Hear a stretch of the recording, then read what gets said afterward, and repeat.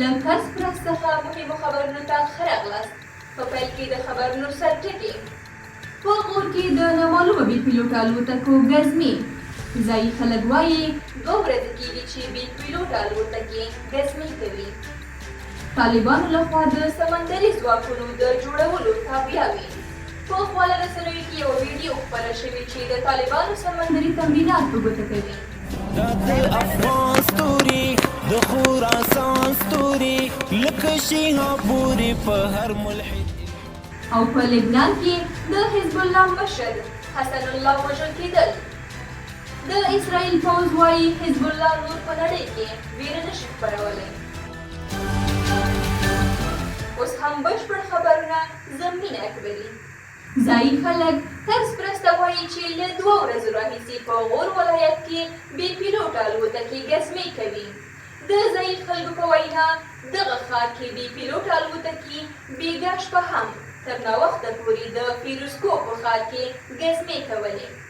د دې ګزمې هدف لا تر اوسه روښانه نه دی او طالبانو هم تر اوسه رسما په دې اړه څه نه دي ویلي. طالبانو په خواله رسنیو کې په لومړي ځل د خپلو سمندري ځواکونو په اړه یوه ویډیو خپره کړې. په دغه ویډیو کې لیدل کېږي چې د طالبانو یو شمېر ځواکونه سمندري تمرینات کوي. دا په داسې حال کې ده چې افغانستان دمګړۍ سمندر ته لاره نه لري. پاکستان، ایران او ترکمنستان هغه 3 هیوادونه دي چې سمندر ته د افغانستان د رسیدو لارې یې بندي کړي دي.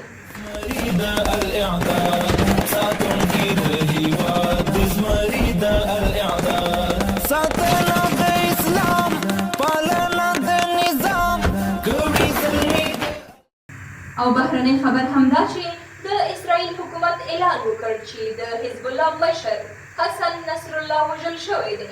د اسرائیل پوځ په یو بیان کې لیکلي حسن نصر الله نور نشي کولی په نړۍ کې ویره خپره کړي. اسرائیل 13 ورځ د لبنان په بیروت ښار کې د حزب الله پر مرکز یو ځواکمن برید وکړ او د برید په ترڅ کې 6 ودانۍ ونړېدې. اوس اسرائیل وایي په دغه برید کې حسن نصر الله وژل شوی دی.